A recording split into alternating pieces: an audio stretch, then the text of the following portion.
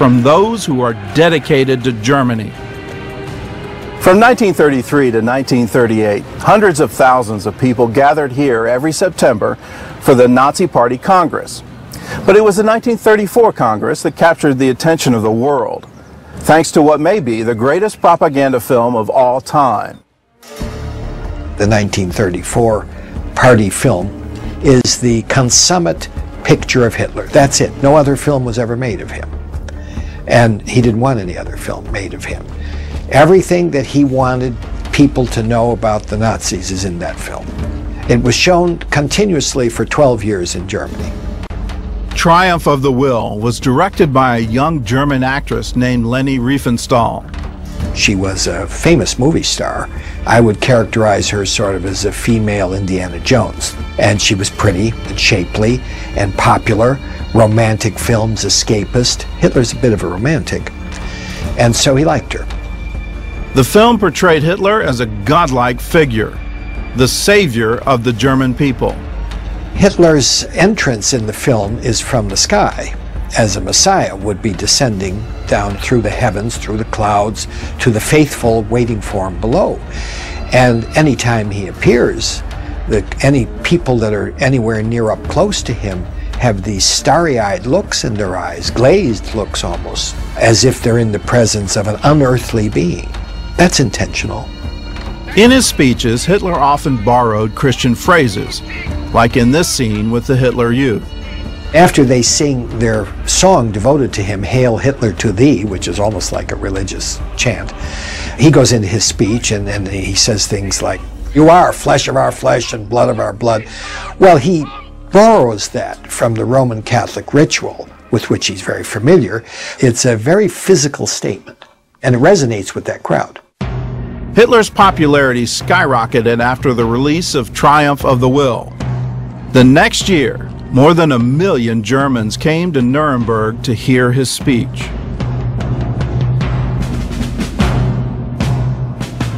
On the evening of September 15, 1935, Hitler announced the Nuremberg Laws, laws that took away German citizenship from Jews.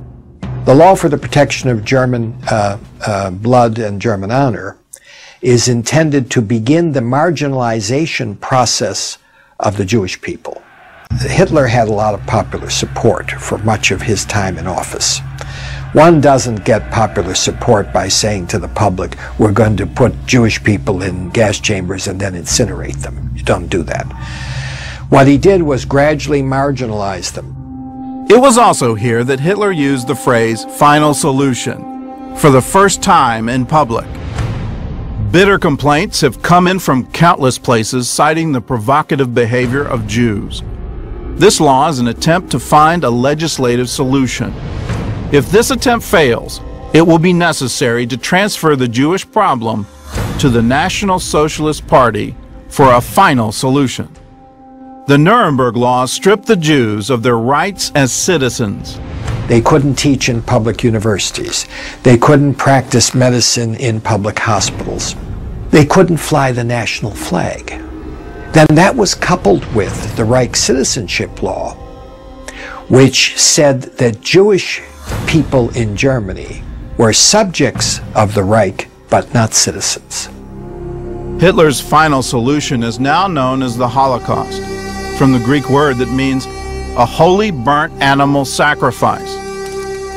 In AD 92, the faithful martyr Antipas died, a holy burnt sacrifice on the altar of Zeus in Pergamon, the place the book of Revelation calls the throne of Satan. Centuries later in Nuremberg, in the center of a redesigned Pergamon altar, the bronze bull was replaced by a podium. From there, Adolf Hitler announced his final solution to the world, and this time, the burnt sacrifice was 6 million Jews. After the war was over, Albert Speer said, "It's hard to recognize the devil when he has his hand on your shoulder." What are the signs of the Antichrist? What are the evidences that someone has this spirit, the spirit of Antichrist? Well, let's look first to 1 John chapter 2, verse 18. Little children, it is the last hour, and as you have heard that the Antichrist is coming, even now many Antichrists have come, by which we know that it is the last hour. When you look at this verse in 1 John, you start understanding there isn't just one Antichrist, there are many. There is a major one to come, but there have been many in history who have set themselves up as against Jesus, against the Messiah, against the Holy One of Israel. And here's how they do it. You find it also in 1 John. This is chapter 4, verse 3. Every spirit that does not confess that Jesus Christ has come in the flesh is not of God. And this is the spirit of Antichrist, which you have heard was coming and is now already in the world. So as John's telling us, this is already here, and it's been here for thousands of years. And how do you recognize when someone has this spirit, someone who acts as one of the many Antichrists? Well, here's a clue, and this is directly from Jesus, and he's prophesying about the destruction of the temple in Jerusalem. And it's interesting, his disciples come to him and say, well, when will these things be? And what is the sign of your coming and the end of the age? And so there's a three-part question here. Jesus in Matthew chapter 24 answers all three questions, but specifically adds in a unique phrase that comes from the book of Daniel.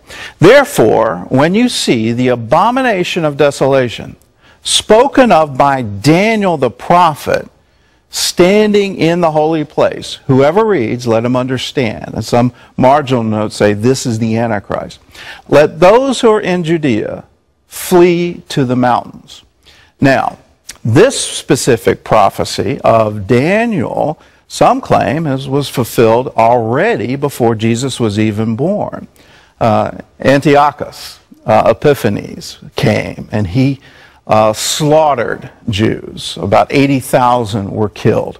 And in the Holy of Holies, in the temple, he set up a statue of Zeus.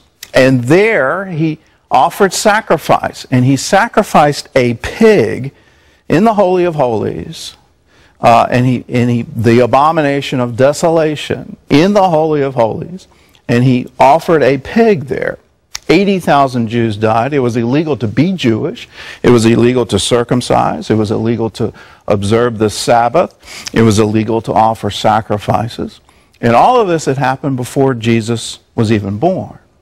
So he's prophesying yet another abomination of desolation from the book of Daniel that would come. His name was Titus. And it happened within a generation of the death and resurrection of Jesus Christ. It happened in AD 70. And Titus came and he looted the temple. Behind me, you can see the Arch of Titus, which still stands in the city of Rome. And you see the golden menorah that had been taken. You see the silver trumpets, articles from the temple that were taken as trophies back to the city of Rome by the then-to-be Emperor Titus. And he set them up in a special temple and offered sacrifice to them there. Now, what did Titus do? He absolutely destroyed Jerusalem. He tricked the Jews and said, if you want to celebrate Passover, you can go into the city. And then when the city was filled, he then shut the gates and he literally starved them to death. From roughly April to August in AD 70, 1.1 million Jews were killed. And after he took the city, the reports are that he then set up a statue of himself.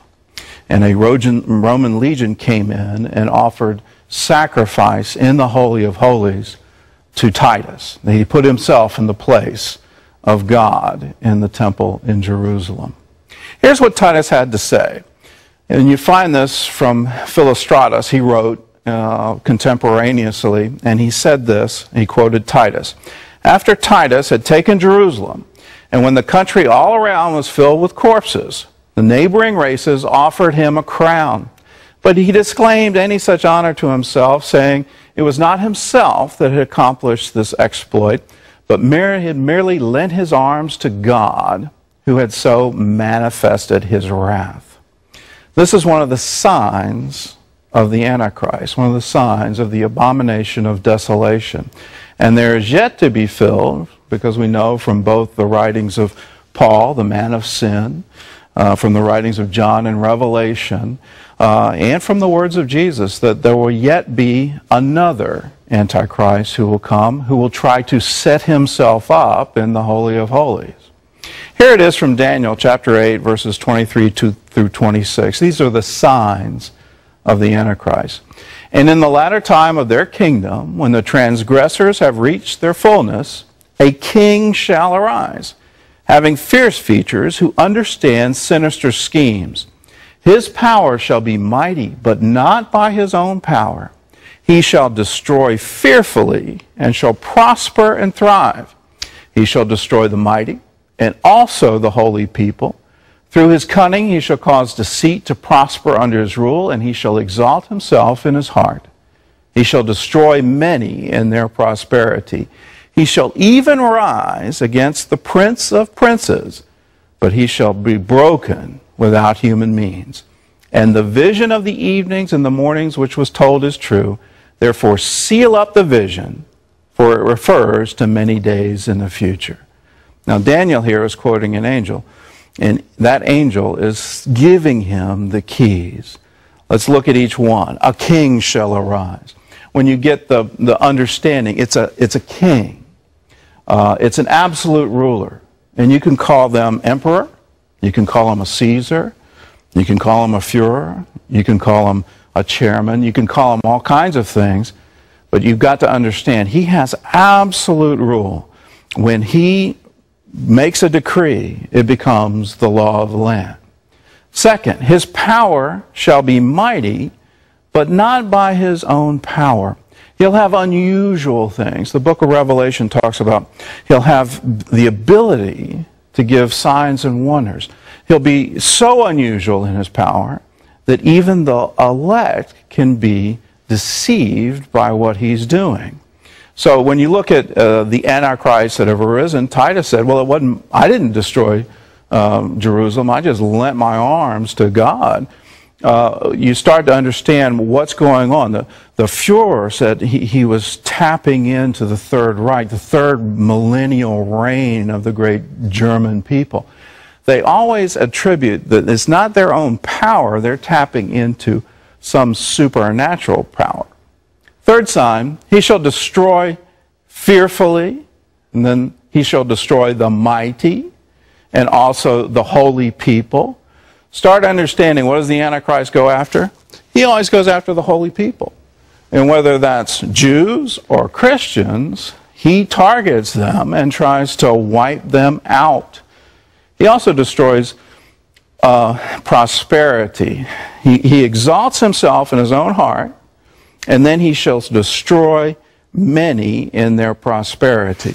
So we see destruction fearfully, destroying the mighty, destroying the holy people, and destroying many in their prosperity. He brings poverty, he brings destruction, he brings genocide against the holy people. And, the final clue, he shall even rise against the prince of princes. He exalts himself against the Messiah, against Jesus. He puts himself in the place of the Messiah. And that's the final sign. Where's the hope? He shall be broken without human means. When we understand that God himself will intervene, God himself will bring a resolution to the Antichrist, then we can rest secure knowing our future and our hope are with him.